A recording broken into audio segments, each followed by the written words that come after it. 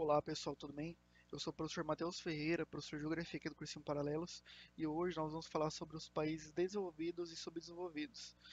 No caso, a gente vai começar e elucidar a nossa aula sobre globalização, tá? Nas aulas passadas falamos sobre urbanização e questões relacionadas a dinâmicas populacionais, né? Dinâmicas demográficas também. Então, a partir daí, nós tivemos um bom esboço e podemos iniciar tranquilamente sobre globalização. Lembrando que globalização é o assunto, de acordo com porcentagem, que mais cai nos vestibulares, tá? Seguido de urbanização. Ou seja, nessa parte vocês vão estar bem munidos para os vestibulares. Inclusive, o bom do YouTube, né, é que fica gravado a aula através dos links que vocês acessam e basta assistir de novo. No entanto, eu combinei com o professor Rafael que a expectativa é que a gente termine os conteúdos é em novembro, tá? Se tudo der certo. E a partir daí a gente vai fazer algumas revisões sobre alguns conteúdos mais importantes. Eu julgo que esses conteúdos são de suma importância, tá? Assim como questões relacionadas a gente vai voltar a ver ainda, mas vamos fazer revisão, geografia física, tá?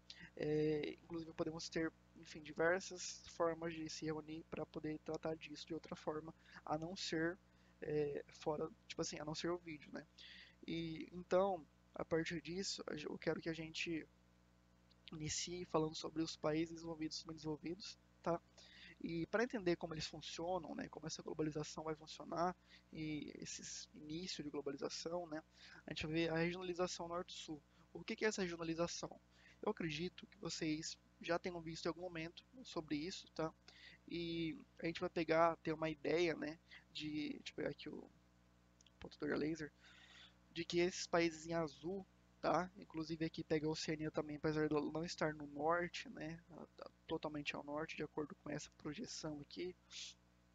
E também tem alguns traços em azul, tá? Não sei se vocês estão observando aqui, tá? Mas a gente vai ter vários e vários países que eles vão ser considerados desenvolvidos, esses em azul, e do lado norte. E do lado sul, nós vamos ter os países subdesenvolvidos ou em desenvolvimento, emergentes, tá? No caso, eu recomendo também você anotar. Eu vou falar alguns termos aqui que não vão estar escritos nos slides. Então, você pode anotar, entender bem certinho como funciona, tá? Para facilitar tudo. Então, para entender um pouco melhor, é, não é que todos os países aqui eles são desenvolvidos e não é que todos os países daqui são subdesenvolvidos, mas é a melhor forma de fazer essa ilustração e essa visualização através de um mapa mais atual, tá? Então, para elucidar isso, a gente tem também esse mapa aqui, ó. Ele é um pouco mais complexo, né? Vamos pensar assim, uma leitura mais complexa e também não ilustra necessariamente um país é, os países como Norte e Sul, né? Mas aqui ó, é muito presente, em verde nós temos os países desenvolvidos, a América do Norte, né? Nós pegamos aqui a Austrália também, aqui um pedaço da questão da Europa, tá? Mas é bem presente, bem marcante essa divisão e essa diferença, tá? E aqui no sul, tá vendo esse corte aqui, ó? Esse corte, a gente pode pegar, né? E observar que eles são um pouco numa coloração mais parecida, tá? Ou seja, eles são países que são subdesenvolvidos, estão em desenvolvimento, eles têm uma economia em transição, tá? Então, a partir disso, é bem interessante que a gente pode elucidar melhor. Mas como que isso é classificado, né? Os países desenvolvidos são nações com elevado desenvolvimento econômico e social.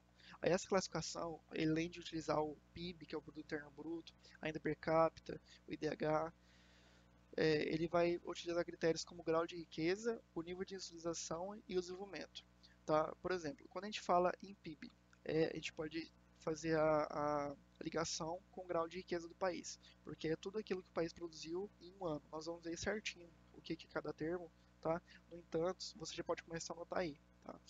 Então, a gente pode pegar toda essa situação de PIB e afins e tudo isso de DH para poder entender melhor sobre como ocorre essa classificação. Porque o que acontece? Os países que eles estão em desenvolvimento, eles estão subdesenvolvidos, eles vão ter algumas vantagens econômicas, sociais em relação aos outros países, tá? Porque é uma forma de estimular o desenvolvimento desse país, tá? Inclusive, recentemente teve situações onde saíram várias notícias, né, que o Brasil ele deixou de ser considerado um país emergente e afins, tá? Justamente por conta isso afetou de certa forma o Brasil, né? Foi uma forma do Brasil tentar entrar em alguns grupos é, a nível econômico, mundial e afins, mas isso afeta o Brasil diretamente na situação de vantagens, tá? São usados como sinônimos de países desenvolvidos. Aí é aqui que entra. A gente tem países industrializados e países de primeiro mundo. Além disso, a gente pode falar que os países desenvolvidos eles são países centrais, tá? E, por exemplo, a gente tem na cidade, né? Um exemplo que tem o centro e nós temos em volta o que? A periferia. Não é que periferia é sinônimo de pobreza, tá? Mas é sinônimo que está afastado. Ou seja, a gente tem os países periféricos, que são os países subdesenvolvidos ou emergentes, tá? No caso, a gente tem países centrais, países periféricos. Temos também países de primeiro, segundo, terceiro mundo. Esse é um termo mais antigo, tá? Só que ainda assim é utilizado em alguns vestibulares, principalmente questões de livros didáticos, por exemplo, que são livros um pouco mais antigos, tem muita questão relacionada a isso, tá? No entanto, o mais certo a utilizar, né, que vai aparecer mais, é desenvolvido e subdesenvolvido. E a gente está caminhando para utilizar emergentes desculpa, emergentes não, periféricos e centrais, tá? E aí a gente tem sobre os países desenvolvidos Noruega, Suíça, Suécia, Austrália, Japão e Estados Unidos, entre outros, tá? Aí aqui que entra as características, né? Como que ocorre tudo isso? Em relação a esses países, eles vão deixar de ser um país que vai utilizar os setores da economia primário e secundário e vão utilizar mais o setor terciário, tá? E o quaternário. Ou seja, o setor terciário o que que é? Atividades de comércio, né? Mas o quaternário são serviços baseados em conhecimento e compartilhamento de informações. Por exemplo, um exemplo bem simples do dia a dia, né? Eu não sou muito fã desses caras, mas são os coachings. O coaching, o que que ele faz? Ele vai te vender uma informação que ele tem, uma experiência, não é? Então ele vai pegar e vai compartilhar com você um conhecimento e para você não fazer aquilo ou fazer aquilo da forma certa, né? E a nível mundial, a uma escala global, né, nós temos situações onde o Brasil, por exemplo, vai comprar um caça da China ou dos Estados Unidos. Mas esse caça, ele tem uma tecnologia muito nova, muito já avançada, né? Então, o que que ele vai fazer? Ele vai comprar, né, e vai descobrir como fazer e como fazer a manutenção, como produzir mais caças, tá? Então, ele vai mandar engenheiros para lá ou vai trazer engenheiros desses lugares para o Brasil, justamente para ter esse compartilhamento de informações. Tudo isso vai ser comprado, tá? Nada de graça. Pode, pode estar embutido no preço do caça, pode ter feito, pode ser através de acordos, tá? Mas tudo isso é venda de informações, porque a partir do momento que você compra um produto, você tem que aprender a produzir ele, é o essencial, é o ideal, né? E por conta disso, é, tem justamente esse setor quaternário se originou, tá? Ele antigamente não era tão presente nos livros didáticos e afins. A gente vai ter também um quinto setor da economia, só que a gente vai ver ele mais para frente, tá? Não na aula de hoje, mas na situação da globalização a gente ainda vai ver ele. Então, a partir disso, o setor quaternário ele vai funcionar dessa forma, sobre venda de informações, compartilhamento, né, serviço baseado no conhecimento. Questões também relacionadas a gente tem bem presente no Brasil, que também elucida sobre como um país subdesenvolvido ou emergente ele vai funcionar em relação aos desenvolvidos, a fuga de cérebros, já ouviram falar? Quando o estudante ele conclui o ensino básico, né, ensino regular no país de origem, e ele vai fazer a graduação, pós-graduação, mestrado, doutorado em outros países, já fica por lá. Esses países desenvolvidos, eles costumam dar bolsas a financiar esses estudantes mais inteligentes, vamos pensar assim, a nível, né, de conhecimento específico sobre o que eles querem, e justamente para ter essa tecnologia, né, esse setor quaternário, esse conhecimento, essa informação para eles. Eles vão pegar essas pessoas justamente para trabalhar para eles. E a partir disso, eles vão produzir outros produtos e poder vender para os outros países por conta de monopólio criado, né? Porque quem faz a tecnologia primeiro controla se vai ser distribuído ou não, se vai ter um ganho em cima ou não, tá? Por exemplo, A gente tem o exemplo dos celulares atualmente. Normalmente, o que acontece? Os celulares, o iPhone aparece com uma tecnologia X. Essa tecnologia X, ela vai vir no iPhone 11 e não vai vir nos outros Samsung Galaxy Note S20, não vai vir no Galaxy S20, não vai vir no Xiaomi não sei das quantas. Ele vai vir só no iPhone 11. Nos próximos modelos, vai começar a aparecer nas marcas mais famosas, Samsung, Xiaomi, né, Sony, LG, e aí, a partir daí vai ter uma característica onde todos vão, se necessário, pegar essa tecnologia, porque aí acontece, a exclusividade é de quem produz, certo? No entanto, essa venda também é muito rentável para eles, tá? Então, é bem essencial vocês entenderem mais ou menos isso. Essa tecnologia também do setor coordenado funciona dessa forma, tá? Em diversos produtos, questões de qualquer tipo de produto, normalmente se lança uma tecnologia e a partir disso depois é vendida essa informação e essa tecnologia para outras empresas concorrentes. No entanto, você não deixa de ter lucro, tá? E aí um fator relevante em relação é o produto interno bruto, que representa o valor monetário de bens e serviços produzidos por um país em um ano, sendo um dos principais indicadores de potencial econômico de uma nação. A renda per capita representa a média salarial por pessoa, também considerado na classificação de desenvolvimento de uma nação. Nos países desenvolvidos, o PIB e a renda per capita são altos. A distribuição da renda é geralmente homogênea.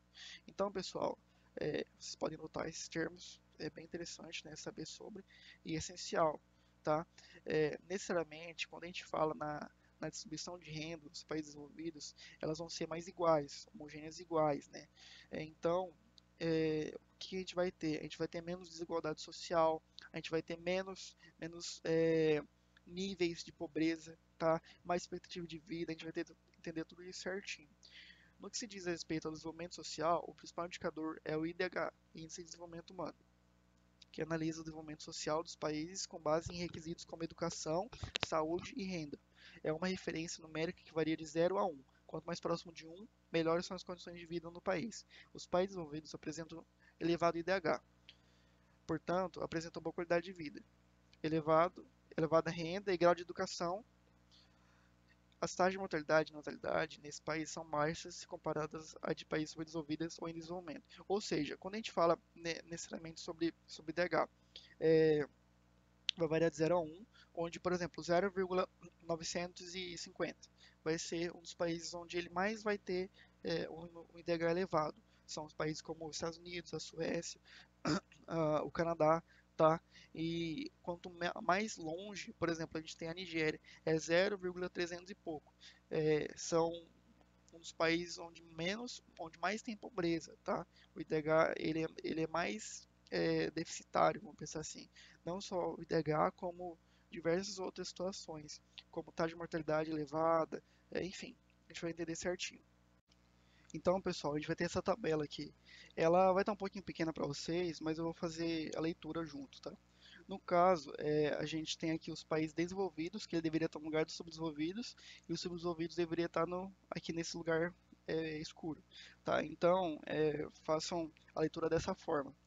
A gente vai ter as características. Países com elevado grau de industrialização e alta renda per capita apresentam IDH próximo a 1, indicando boa qualidade e expectativa de vida, bem como amplas oportunidades de educação.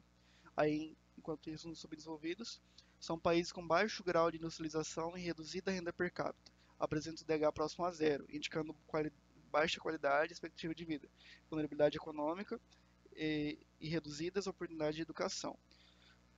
O PIB elevado e reduzido. Aqui, pessoal, no caso, quando se fala em educação, né, é justamente aquilo, a questão não só estrutural, mas também como relacionadas ao próprio acesso, tá? Porque estrutural entra o quê? Entra situações como a própria estrutura da escola, questões como falta de professores, tá? É, relacionados também à situação de transporte, tá? Mas no caso, a ideia seria, né, o certo na realidade, seria ter escolas próximas aos alunos, e não aquele aluno que precisa pegar 3 barcos, 5 ônibus e afins, entendeu? Esse é o problema, é um problema muito grande no Brasil. A gente vai ter aqui desenvolvimento econômico. Dominam economicamente outros países e apresentam desenvolvimento econômico estável, geram receita por meio do setor industrial, enquanto os subdesenvolvidos apresentam dependência econômica dos países desenvolvidos. A economia é essencialmente agrícola e suas receitas são obtidas principalmente por meio dos setores da agricultura e de serviços. A gente tem um caso muito recente que é do nosso próprio país, né? A gente tinha até questão de 30 anos atrás, boa parte que eu falo, mais de 90% da nossa economia baseada na agricultura. Hoje em dia, com certeza ainda é a maior parte, no entanto, nós já estamos nos industrializando, tá? Porque é aquilo do valor agregado, tá? Não só na questão da economia agrícola, mas diversos outros como minérios, por exemplo. O Brasil, ele é um produtor muito bom de ferro, tá? E esse ferro, ele é vendido para a China, é vendido para os Estados Unidos, para diversos países do mundo. Esse ferro é vendido como valor X a tonelada. Vai chegar nesse país, vai ser produzido um celular, uma máquina de lavar, e vai ser vendido de volta para o nosso país a um preço muito mais caro.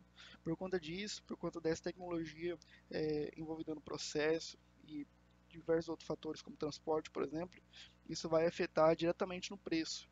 Tá? Então vai ser muito mais vantajoso você produzir aquele produto do que você vender matéria-prima, né, os commodities na parte da agricultura e afins. E a distribuição de renda. Nos países desenvolvidos ela vai ser homogênea e nos subdesenvolvidos heterogênea. No caso vai ser no desenvolvido vai ser mais regular, né, mais estável, e no subdesenvolvido ela vai ser mais regular, mais desigual. Tá, essa é a palavra certa. Qualidade de vida boa e no outro regular ruim. Expectativa de vida vai ser alta e no outro caso baixa, IDH elevado e baixo, educação, alta taxa de alfabetismo e alta taxa de analfabetismo, né? Justamente por aqui no Brasil nós tivemos diversas campanhas de governos passados para combater isso aqui, que isso diminui muito o IDH, tá? Indicadores demográficos, reduzidas taxas de mortalidade, mortalidade infantil e natalidade, baixas, tá? E elevadas taxas de mortalidade, mortalidade infantil e natalidade. Ou seja, aquilo que a gente já viu na questão das nossas aulas passadas, né? Exemplos: Noruega, Austrália e Suíça. Nigéria, Índia e Congo. No caso da Nigéria, do Congo, por exemplo, são os que mais apresentam um baixo IDH, tá? Então, pessoal, quando a gente fala nessa classificação, né, como que um país é desenvolvido e outro é subdesenvolvido? Então, essa é a classificação muito complicada, tá? Porque os critérios para realizar ela, como eu fui falado anteriormente sobre tudo o IDH, né, o PIB, a renda per capita, a questão dos bens básicos de vida, tá? Isso tudo vai ser muito diferenciado de um para o outro, tá? No caso, quando a gente fala, por exemplo, bens básicos de vida, tá? A gente vai ter o que? A saúde, a educação, né? Questão sobre saneamento básico que entra na saúde, acesso à água potável, na educação, acesso às escolas, né? O material de qualidade, professores, né? Enfim, segurança e na saúde, vamos citar um exemplo. Se a se a gente não tem necessariamente um saneamento básico adequado. E a gente tem, por exemplo, esgoto a céu aberto, como vocês viram exemplos nas aulas passadas, de imagens, a gente vai ter o quê? Algumas situações onde comunidades e bairros, a água, ela também vai ser de lençóis freáticos, né? Então, essa água de poço, vamos pensar assim, ela vai ser contaminada por aquele esgoto a céu aberto, que ele vai infiltrar nesses lençóis freáticos, e a partir disso a gente vai ter vamos pensar assim, uma epidemia a nível catastrófico, né? Vamos pensar assim, porque aquela população ali regional, ela vai ter diversas doenças em função dessa contaminação, e a partir disso a gente vai ter, enfim, como que esse país vai saber lidar com isso, né? E por conta disso a gente tem diversas situações onde os países eles não contam com essa estrutura para acontecer tudo isso. No Brasil, essa realidade ela ainda é presente, no entanto, ela está mudando bem bem com a passos largos, né? Vamos pensar assim, conforme os passares dos anos, do governo Lula, Dilma, agora Bolsonaro, uma das metas, né, é justamente dar acesso à água para várias partes do Brasil. Então, por conta disso, é como meta, né, colocar esse e assim como dar o saneamento adequado, porque apesar de não ser o ideal, quando você faz, por exemplo, uma fossa séptica na sua casa, que é aquela fossa, naquele buraco, se isolado corretamente, se impermeabilizado e feita a manutenção com regularmente, ela vai ser uma das melhores alternativas enquanto não chega ao saneamento adequado via, vamos pensar assim, os canos que levam para a estação de tratamento, né? Então ele vai ser o ideal se não tiver essa situação. Vai ser uma alternativa mais barata e também vai ser uma alternativa que vai controlar toda essa situação, tá? Porque alguns casos os esgotos são despejados diretamente das casas nos rios e riachos que tem por perto e por conta disso contamina toda a água e a paisagem local, tá? Então, a gente tem como os países em desenvolvimento, né? Porque a gente vai ter exemplos do Brasil, Argentina e Colômbia, de acordo com o FMI, o Fundo Monetário Internacional. Inclusive o FMI, ele é de suma importância, a gente vai entender mais para frente, em relação aos países em desenvolvimento. E depois eu vou passar um vídeo para vocês também, que vai falar muito sobre. Em relação também, uma coisa que eu esqueci de citar, a economia desses países apresenta dependência das grandes potências.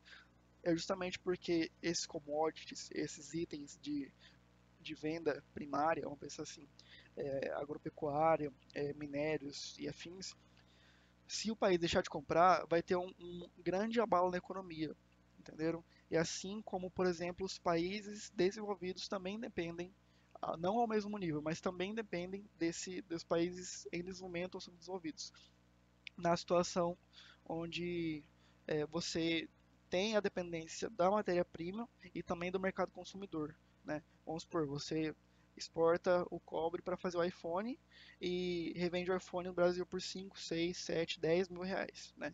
Então, é justamente esse mercado consumidor que os países desenvolvidos buscam. Então, pessoal, agora nos países subdesenvolvidos, a gente vai ter alguns indicadores, né, para apresentar que esses países têm essa situação, né? Vamos pensar assim, por exemplo, o PIB, a baixa renda per capita, aí nós temos indicadores como saúde, educação, a baixa nutrição, problemas sociais, fome, miséria e desemprego. Tá? No caso dos países subdesenvolvidos, por exemplo, Serra Leoa, Nigéria, Haiti e Afeganistão, a nutrição é um dos piores problemas que tem, um dos maiores problemas, na situação onde falta o acesso ao alimento, que é um bem extremamente básico, né, assim como a água.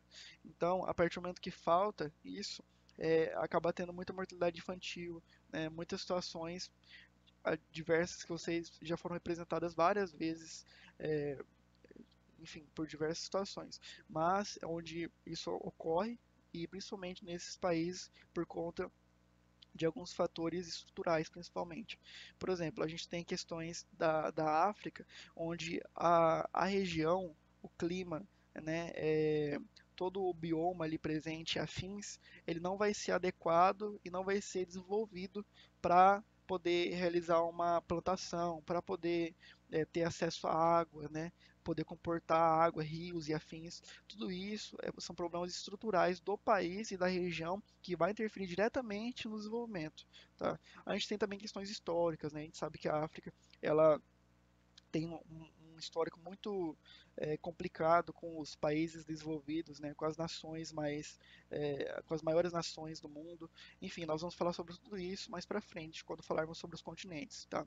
E a partir disso, a gente tem diversos fatores que vão deixar esse país nessa situação, tá? Sobretudo, a gente tem a África, né? Tem alguns países da América Central também que estão nessa situação mais graves também, mas principalmente na África. E aí, a questão é sobre como a mortalidade infantil é muito alta, assim como a natalidade, por conta natalidade, como que a gente pode expressar por que ela é alta? Porque questões de falta de acesso a medicamentos, a métodos anticontraceptivos, a educação sexual também é muito deficitária, tudo isso indica. E nos países da África, tem uma epidemia muito grande das DSTs, tá? Então, por conta disso, justamente questões estruturais que levaram a chegar a essa situação, né? Porque quando você tem um país emergente, acaba tendo um maior controle e uma maior conscientização sobre questões como essas, né? E aqui tem uma lista, essa lista não está totalmente atualizada, tá? Mas eu pesquisei alguns países à parte só para deixar vocês atualizados. Por exemplo, a gente tem a Noruega, né, os países muito altos. Noruega, Suíça, Austrália, Irlanda e Alemanha. Nós temos como alto Irã, Palau, México, Venezuela e Brasil. Chamar atenção para a Venezuela e Brasil. A Venezuela, ela se manteve nessa colocação, só que ela tinha uma, um IDH de 0,764. Tá, ela chegou a 764. No entanto, por conta dos diversos fatores que ocorreram lá, ela diminuiu quase, né, 40 pontos. Foi bem deficitária mesmo por país. O Brasil, em compensação, ele teve uma melhora no IDH de alguns anos para cá. Ele, se eu não me engano, na última vez que eu pesquisei, ele estava 0,758 e agora ele está com 61. Isso é de anos, tá? Isso é, de certa forma, ruim para o Brasil. Apesar dele manter, além de manter, aumentar um pouco, ele não teve uma melhora significativa, enquanto os outros países subiram no ranking e ele foi ficando para trás. Né? Os países foram ultrapassando, mesmo ele mantendo. E aí, com média, a gente vai ter Filipinas, o Egito, a Bolívia e a Índia, que já são países que têm um elevado déficit, né, estrutural, vamos pensar assim, sobretudo com o IDH. E embaixo, a questão da linha extrema da pobreza, nós temos a Uganda, o Haiti, o Congo e a Nigéria. A Nigéria, infelizmente, como um dos últimos, né? E agora, toda aula eu vou tentar deixar com vocês uma aula, alguns vídeos complementares. Só que esses dois, eles são essenciais para vocês assistirem, tá? Eles são, de certa forma, curtos. Um é um documentário, só que vocês assistem assim, bem tranquilos. E o outro é um vídeo bem interessante que fala, eu vou explicar sobre. É, no primeiro, a globalização, que fala do Milton Santos, que chama O Mundo Global Visto do Lado de Cá. É um documentário, tem uma produção bem interessante. Ele é um documentário bem antigo já, se não me engano, 2001, um negócio assim. No entanto, ele fala sobre questões relacionadas à produção dos países desenvolvidos em relação aos subdesenvolvidos, a questão da globalização, do capitalismo, tudo isso vai ser essencial para a gente poder discutir nas próximas aulas, tá? Então, eu gostaria muito que vocês assistissem e a partir daí a gente pode discutir certinho sobre como tratar tais conteúdos. Eu vou discutir com vocês sobre, comentar nas próximas aulas sobre esse documentário, levando em consideração que vocês já assistiram nessa aula, tá? Então é essencial. E aqui também, sobrevivendo com R$ 7 por dia, como viver na extrema pobreza. Esse é de um youtuber que ele pegou R$ 7 e tentou se alimentar durante um dia. Tá? Em relação, ele fez na cotação que ele fez lá de fevereiro de 2019, era equivalente a 1, alguma coisa de dólar, tá? Ou seja, a extrema pobreza é de uns quebradinho de dólar por dia por pessoa, per capita. Né? Vários países da África são assim, alguns países da América Central, até da América do Sul tem essa quantidade, infelizmente, tá? Então, você pensa o seguinte, se já é difícil você se manter, se alimentar com R$ 7 por dia, avalia bens básicos como questões relacionadas a compra de medicamentos, a um acesso a uma água potável, a uma energia elétrica, a uma moradia, é muito mais complicado do que se pensa, né? Então, justamente, você sobreviver com R$ 7 na situação de alimentação parece ser mais tranquilos sem levar a outros fatores. E ele fez somente alimentação e ainda assim foi complicado. Agora avalia com outros fatores sendo levados em consideração. Então, pessoal, essa aula de hoje é o que aconteceu, ela está sendo regravada pela terceira vez. Então eu acredito que vai estar na mesma qualidade da primeira, porque infelizmente o aplicativo não gravou, tá? Então eu acredito que nas próximas aulas vai ter quando a gente grava da primeira vez, sempre é melhor, né? Então nas próximas aulas eu vou tomar um pouco mais de cuidado sobre isso, né? Aquela coisa, idoso confuso com tecnologia, né? E de qualquer forma, eu espero que vocês tenham gostado. Qualquer dúvida, tá? Eu vou estar à disposição. Eu gravei essa aula um pouco mais rápido mesmo, questão da fala, justamente para elucidar vocês e vocês entenderem um pensamento que já é tão presente no cotidiano, tá? Porque tudo isso vocês já viram, vocês estão só relembrando, tá? E se não viram, né, a gente vai aprender junto, vai estudar junto, vai poder passar lá no vestibular junto, tá?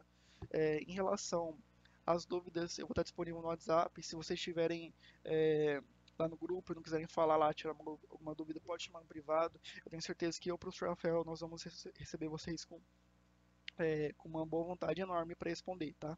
Se tiver dúvidas sobre questões de vestibulares que não são do nosso tema, pode mandar também. Se eu não souber, eu vou pesquisar, vou tentar entender a sua questão e vou tentar te responder, tá? Eu não sei de tudo, aliás, estou longe de saber, mas a gente sempre tenta ajudar, né? Então, de qualquer forma, eu espero que vocês tenham gostado da nossa aula de hoje. Qualquer dúvida, vou estar à disposição, como eu disse, e até a próxima aula.